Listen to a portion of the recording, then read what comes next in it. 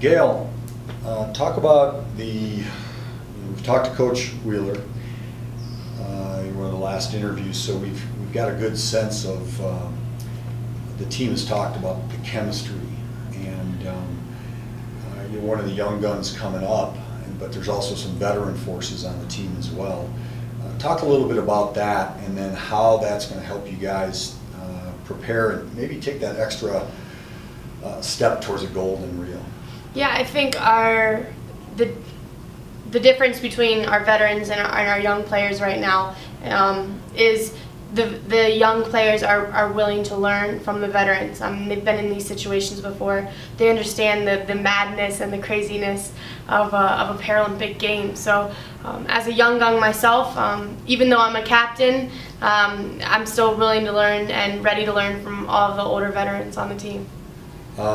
I've heard a lot about your speed and quickness and what you bring to the team. Where do you see your role best fitting in both on and off the court? Yeah, I think on the court, my communication is key, both offensively and defensively.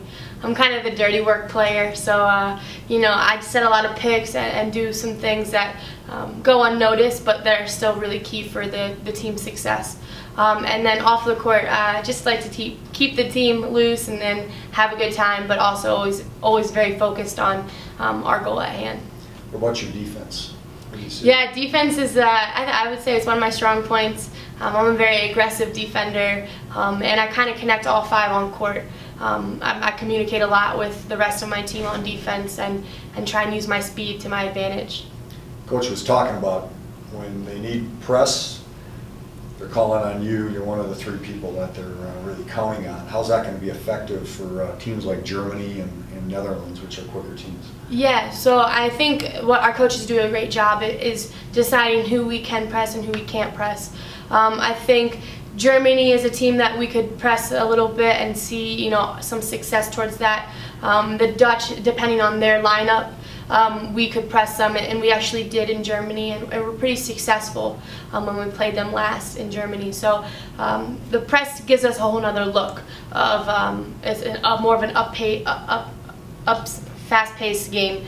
So that's something that kind of can throw at a team and they're not really ready for. Talk about your journey from, you know, when you got started in the sport.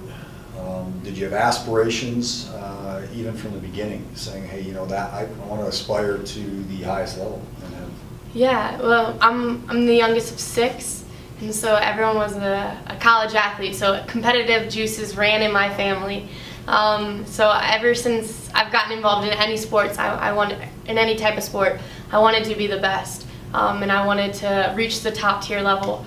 So when I first joined wheelchair basketball, I had learned about the national team and to be able to represent your country at the world's largest stage, and that's something that I set my sights on, and I wasn't shy about it. You know, I let people know that was my goal, and I think that helped me stay, I guess, more dedicated to the goal if you share your goals with other people. And then my first tryout was in 2008, and I tried out 5 times before I made the team. I was really young when I first tried out, so I kind of understood that it wasn't really my time, but I was just happy to get a tryout. By the 5th time getting cut, I was kind of ready to, you know, make the team, and I thought I was ready and you know, mature enough as an athlete and as a person to make the team. So when I made it in 2013, you know, it was the biggest relief of my life, and being able to persevere through all those cuts, finally making it, I think it gave me a little sense of, a bigger sense of appreciation of what it really truly means to be on Team USA. Growing up, like you said, with a competitive household, is there a turning point, you know, that somewhere within sibling rivalry or something that really turned it up a notch for you? Yeah, I would have to say just seeing all of my siblings go through college athletics and see the dedication that they put in, you know, in the off season, so in their summer, when they were home for summer, still working out really hard, or just going to all of their games in college. It kind of showed me a sense of, you know, what it truly took to be an elite athlete. So they were great role models growing up. And then I guess the turning point would be in 7th grade or 6th grade. I played stand-up basketball in my braces. I got cut from my middle school team.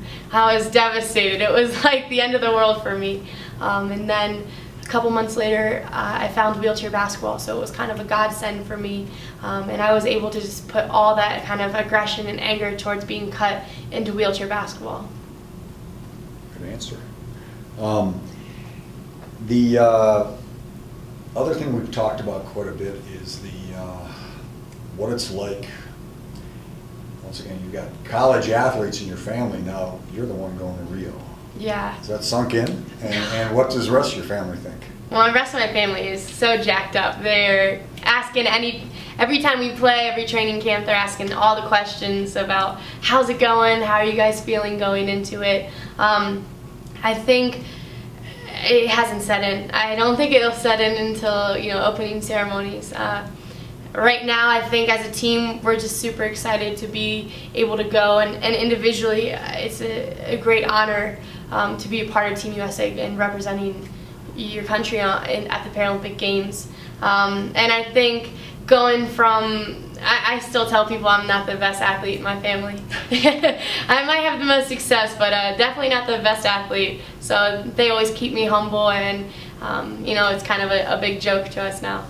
So I'll put you on the spot. Who's the best athlete in the family then? Oh, that's a great question. I don't know.